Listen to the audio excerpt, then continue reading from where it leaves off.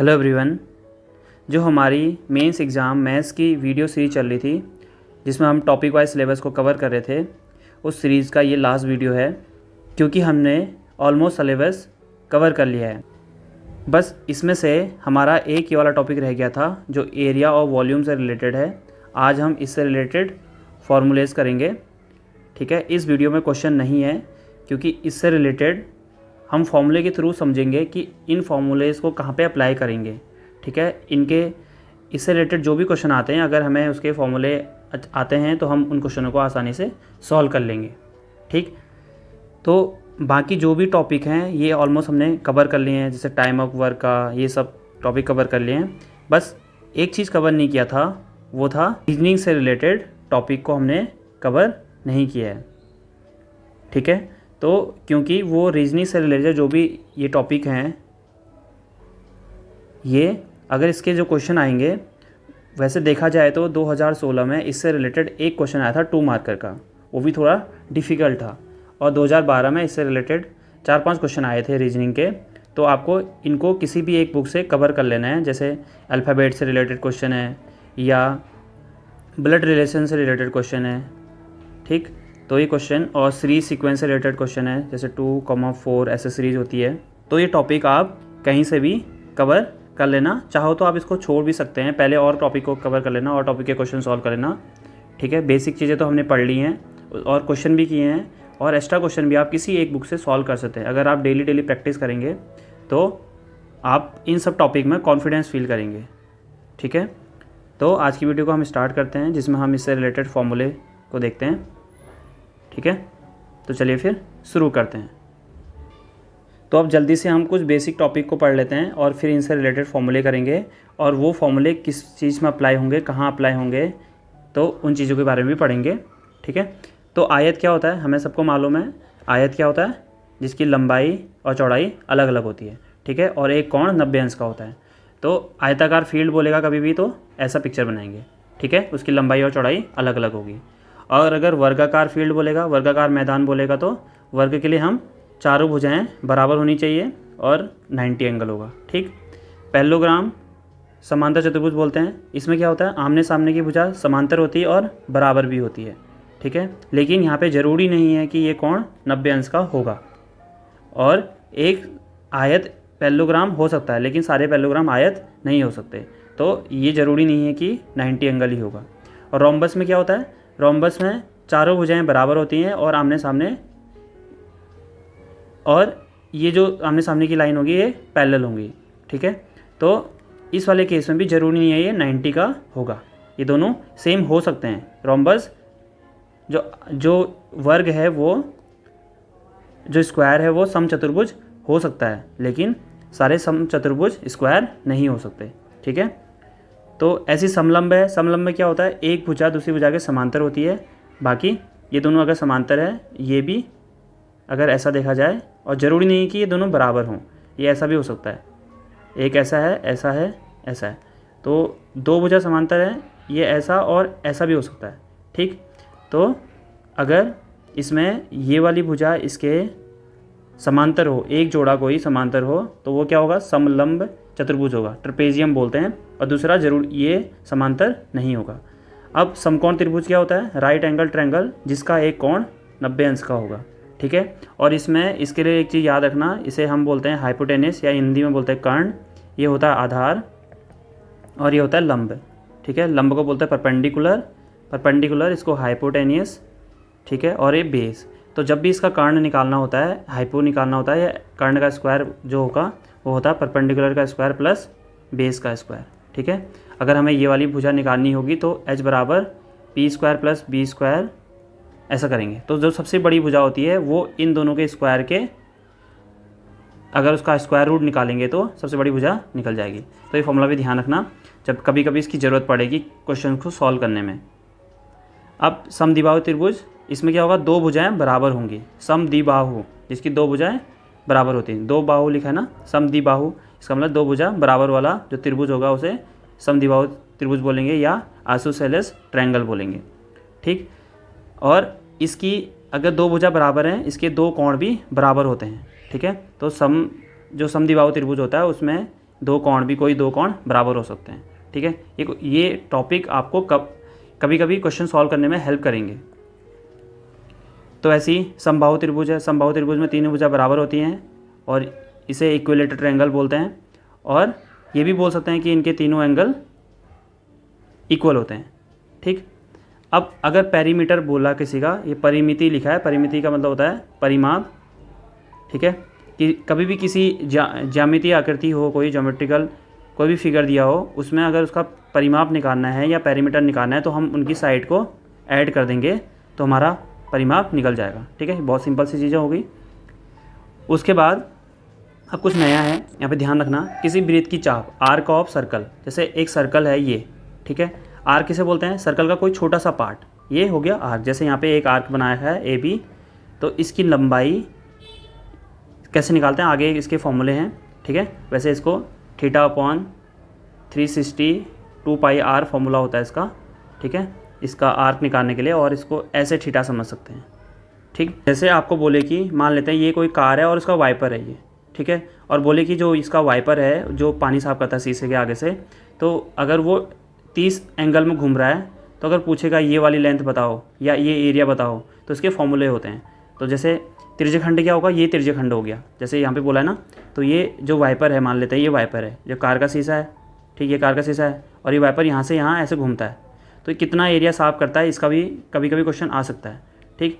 तो इसके लिए हम त्रिज्यखंड वाले फॉर्मूले से इसको सॉल्व करेंगे। त्रिज्यखंड क्या होता है?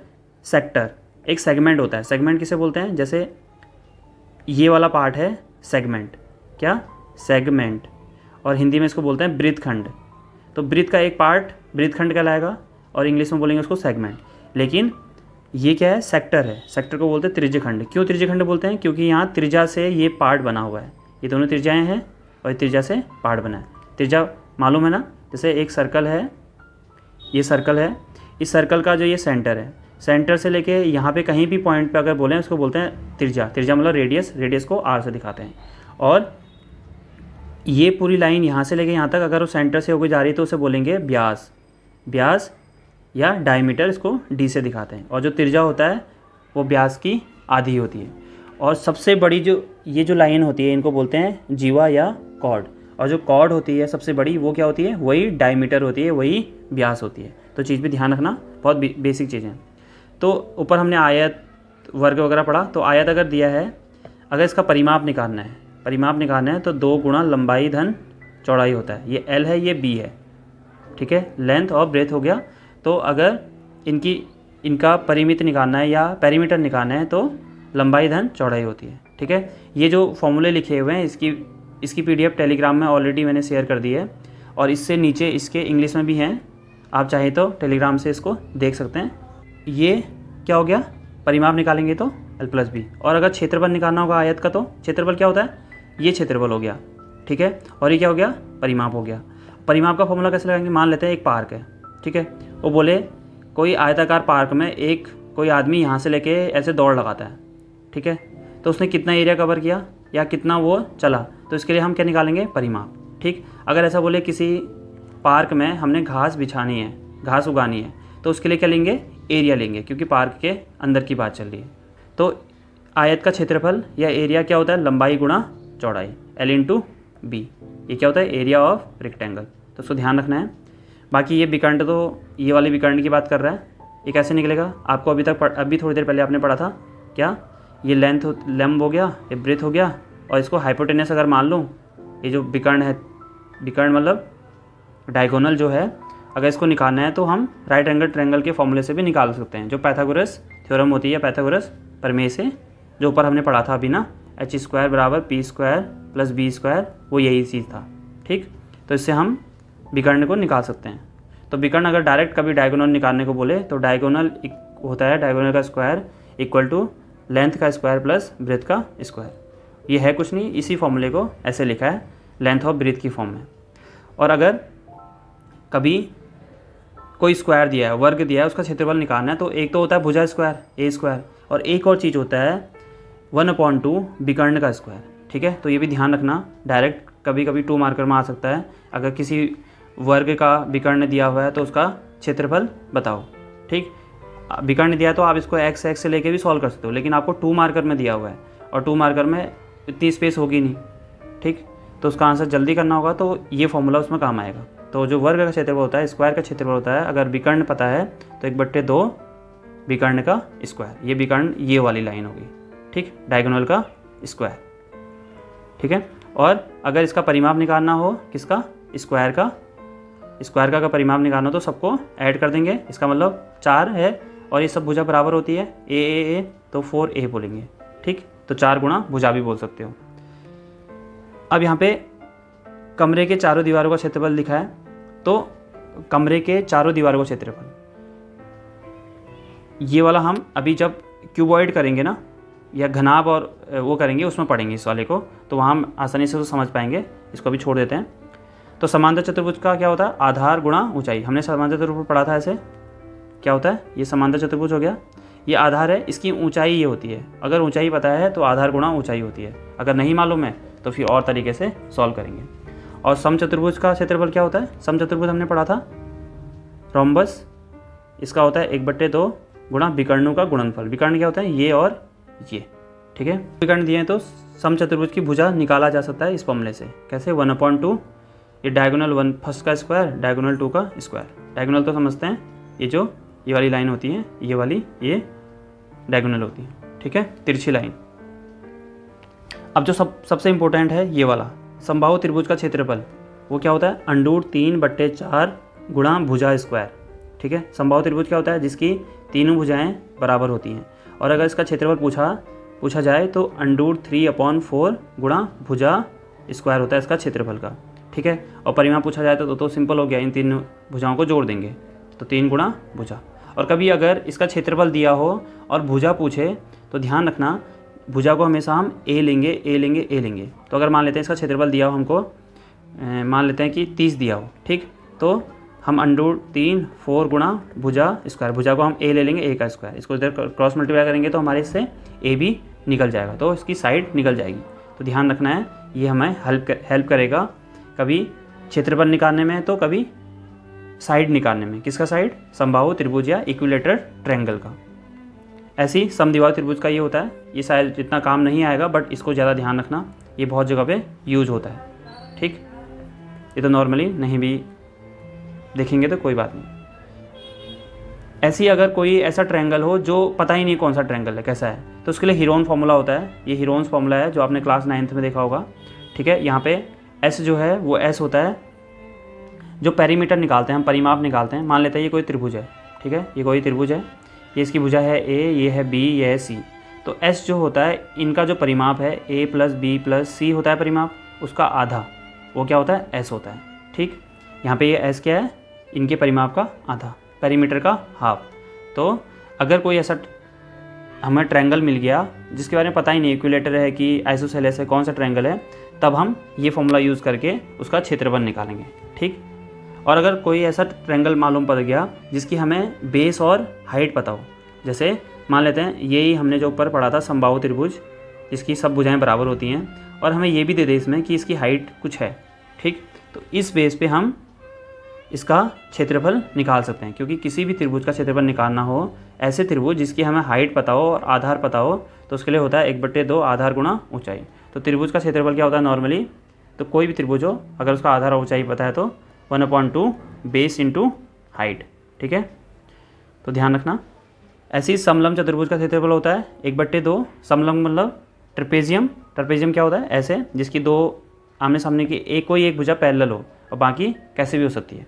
तो इसका क्या होता है 1/2 समांतर भुजाओं का योग, इन दोनों का समेशन, और इनके बीच की परपेंडिकुलर डिस्टेंस, मतलब जो लंबवत दूरी होगी वाली, ये वाली दूरी नहीं, इनके बीच की दूरी।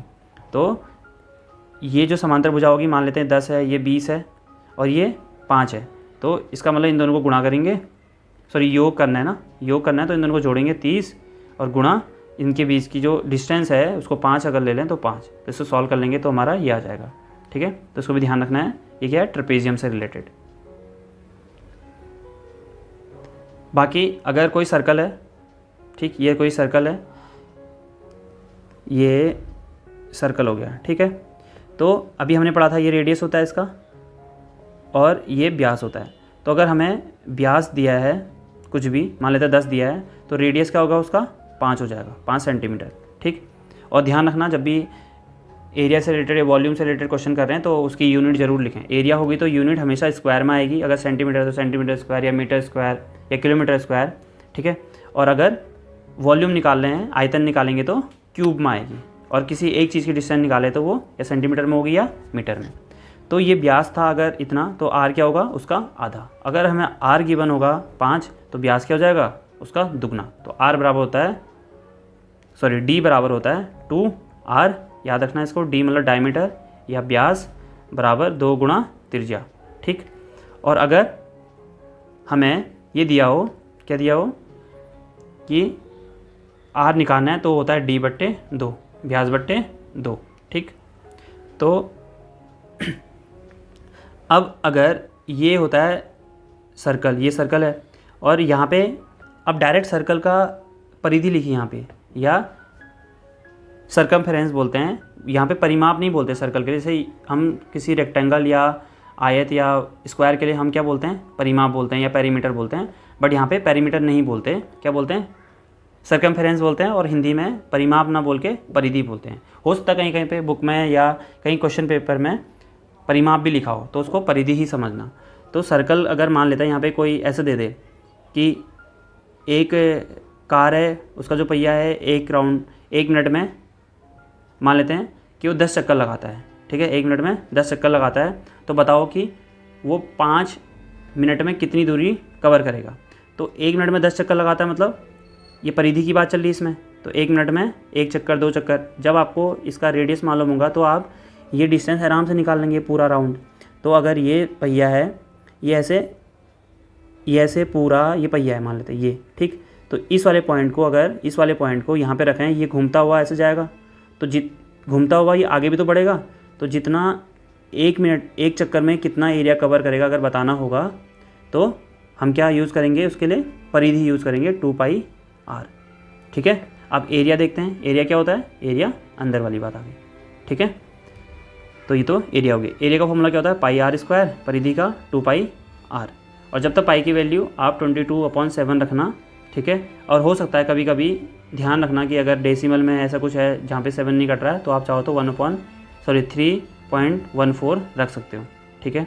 क्योंकि हम जब 9th 10th में पढ़ते थे तब तो हमें दिया होता था कि ये वैल्यू रखो पाई की जगह पे जब तक कहा ना जाए, लेकिन एग्ज़ाम में ज़रूरी नहीं है ऐसा दिया होगा। तो आपको वहाँ पे अपने कॉमन सेंस का से देखना होगा कि कौन सा अप्लाई करना है। तो मोस्ट ऑफ टाइम पे आप इसी को अप्लाई करना, 22/7। उसके बाद ये जो अभी हमने ऊपर पढ़ा था, जैसे ये कोई सर्कल है, ठीक, और हमने पढ़ा था ये कोई आर्क है, इसकी अगर लेंथ पूछ ले और ये थीटा गिवन हो, ये एंगल कितना बन रहा है, तो इसका फॉर्मूला होता है θ/360 × 2πr। 2πr क्यों? क्योंकि ये पूरा परिधि होती है या सर्कमफेरेंस होता है। तो ये जो डिस्टेंस होगी, ये वाली जो डिस्टेंस होती है इसमें से ये, तो ये क्या होगी 2πr का इस वाले पोर्शन के लिए जितना ये थीटा है इतने वाले के लिए। ठीक है। तो अगर चाप की लंबाई पूछे तो क्या कौन सा फॉर्मूला लगाएंगे, θ/360 × 2πr। और अगर इसकी जगह पे ये पूछे कि ये एरिया बता दो, ये वाला एरिया, तो यहाँ पे होगा θ/360। अब एरिया पूछा है किसका एरिया, त्रिज्यखंड का, क्योंकि ये त्रिज्यखंड ही होता है। अगर इसका एरिया पूछे तो क्या लिखेंगे इसके लिए, θ/360 × πr², क्योंकि क्षेत्रफल बोला है। चाप की लंबाई के लिए 2πr लगाएंगे। ठीक है। सेम है, θ/360 तो दोनों में सेम है। अगर चाप की लंबाई पूछी है तो πrl। ठीक है। लेंथ ऑफ आर्क पूछा है तो πrl, और अगर सेक्टर का एरिया पूछा है तो ये तो सेम रहेगा, एरिया पूछा तो πr²। ठीक है। तो इससे भी निकाल सकते हैं। अगर आपकी चाप की लेंथ पता है, कभी कभी थीटा नहीं मालूम है, तो 1/2 इंटू जो चाप की लेंथ पता होगी वो यहाँ से निकल जाएगी, या वो क्वेश्चन में ऑलरेडी गिवन होगी। अगर ऐसा बोल दे कि ये क्वेश्चन है जिसमें बोलेगा किसी चाप की लंबाई 10 सेंटीमीटर है और जो ब्रीथ है उसकी रेडियस 7 सेंटीमीटर है, तो उससे बनने वाले त्रिज्यखंड का क्षेत्रफल बताइए। तो क्या कहना चाह रहा है क्वेश्चन ये कहना चाह रहा है, ये कोई चाप है, इसकी लेंथ आपको दी है 10 सेंटीमीटर और बोल रहा है जो रेडियस है वो है 7 सेंटीमीटर, तो इससे बनने वाले त्रिज्यखंड या सेगमेंट का एरिया बताओ। तो उसके लिए भी फॉर्मूला होता है 1/2, जो चाप की लेंथ है लेंथ इंटू आर, ये दिया ना चाप की लेंथ ए बी, कोई भी ए बी क्या है, ये वाला पॉइंट ए और बी, ठीक। तो ये थे सर्कल से रिलेटेड। अगर आर्क से रिलेटेड देखो, ये वाला सेगमेंट वाला क्वेश्चन आया हुआ है कि जैसे ऐसा बोले एक घड़ी की सुई है, उसकी लेंथ दे रखी है आपको 10 सेंटीमीटर, ठीक। वो बोले कि 10 मिनट में वो कितना एरिया कवर करेगी, तो 10 मिनट में कितना एंगल बनेगा पहले आपको बताना पड़ेगा। और अगर पूरा चक्कर लगाने में 360 एंगल बनता है तो 10 मिनट में कितना बनेगा, तो आप इससे आसानी से फाइंड कर सकते हैं। हमें ध्यान रखना है कि इस ऐसे क्वेश्चन भी आ सकते हैं, ठीक है। ये क्वेश्चन जो क्लॉक वाला है 2016 में आया हुआ है। तो यहाँ पे जो हमने ऊपर पढ़ा था, क्षेत्रफल क्या होता है, पाई आर स्क्वायर होता है। अगर त्रिज्या बतानी है तो ये डायरेक्ट ये याद करने की कोई ज़रूरत नहीं है, आप इनको डायरेक्ट बता सकते हो। अगर मान लो पाई आर स्क्वायर है और किसी वृत्त का क्षेत्रफल दिया हुआ है 10, ठीक है, तो उसके बराबर 10 ले लेना और पाई की वैल्यू इधर शिफ्ट कर देंगे तो आर की वैल्यू निकल जाएगी। तो यही चीज़ लिख रखा है यहाँ पे, तो इसको कोई ज़रूरी नहीं देखना, ये सब हमने पढ़ लिया है। पाई आर 2 पाई आर होता है, ठीक है ना। और ये ध्यान रखना सबसे मेन, जो ऊपर पढ़ा था हमने θ/360 पाई 2 पाई आर और नीचे पाई आर स्क्वायर वाला, ठीक है, ये क्षेत्रफल वाला, ये चाप वाला।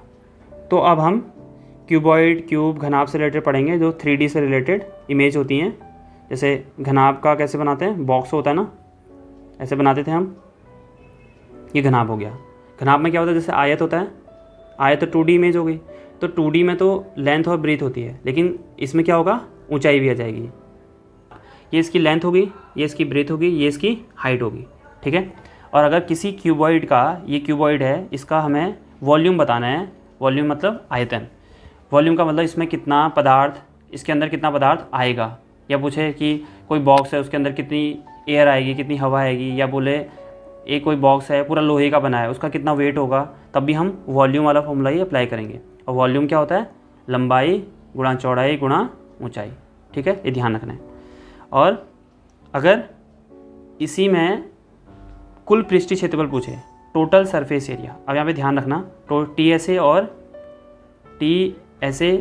और LSA, इसको आप CSA भी बोल सकते हो, इसमें क्या डिफरेंस होता है ध्यान से देखना। देखो, जैसे ये हमारे पास एक ये क्यूबॉइड है या घनाभ है, ठीक, ये कोई क्या है, घनाभ।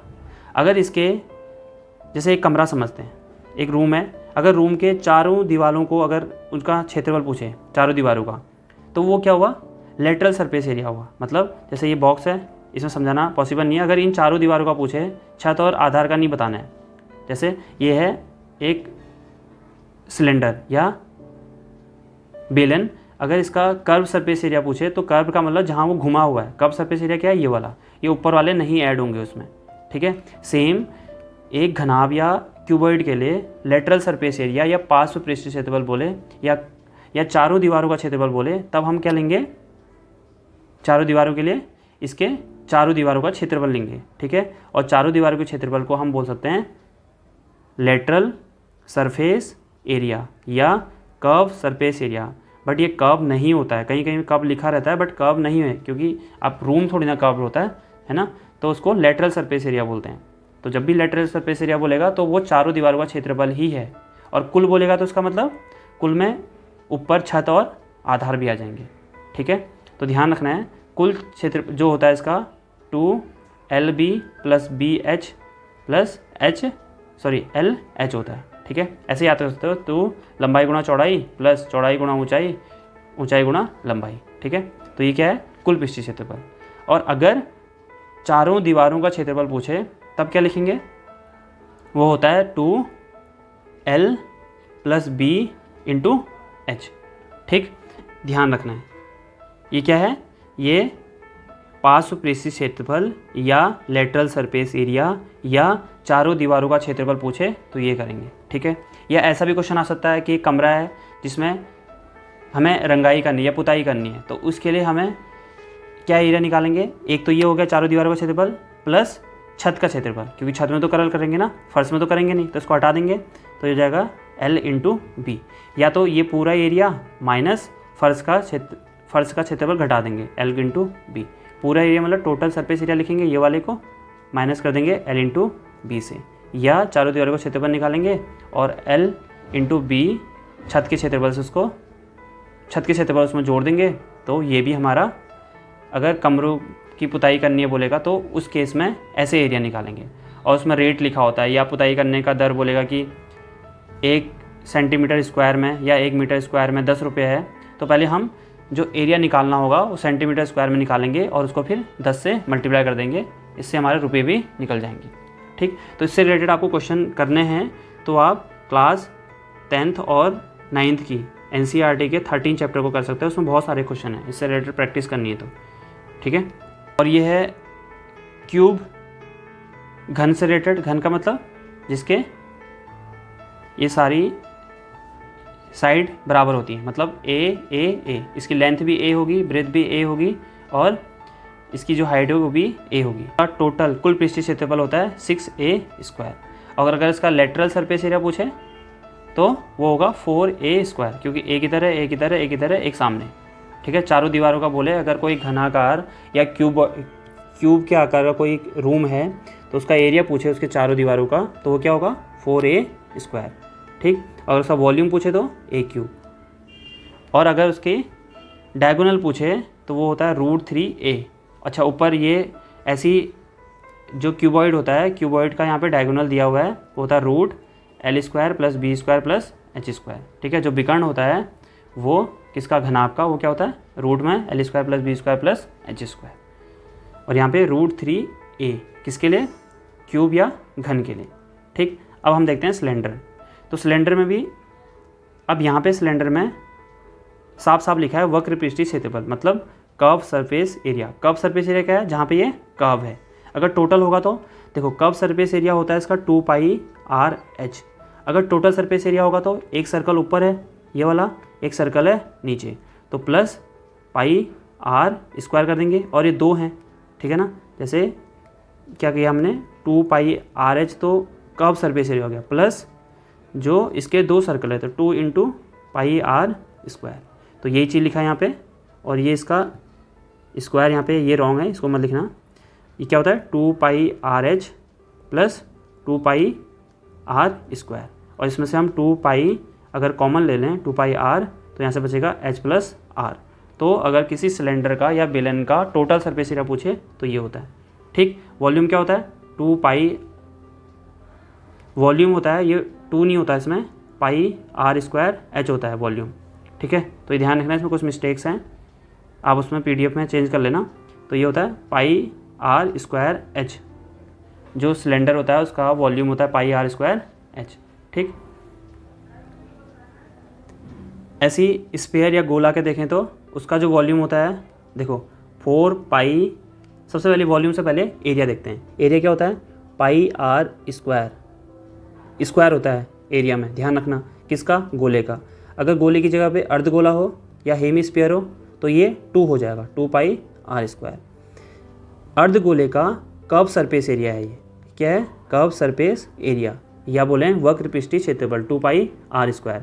अगर टोटल सरफेस एरिया होगा तो किसका, अर्धगोले का। अर्धगोला ऐसा होता है। कर्व सरफेस एरिया में तो ये वाला सरफेस एरिया हो गया, कौन सा वाला, जैसे ये अर्धगोला है तो ये वाला सरफेस एरिया उसका कर्व सरफेस एरिया हो गया, ये वाला फॉर्मूला हो गया उसका।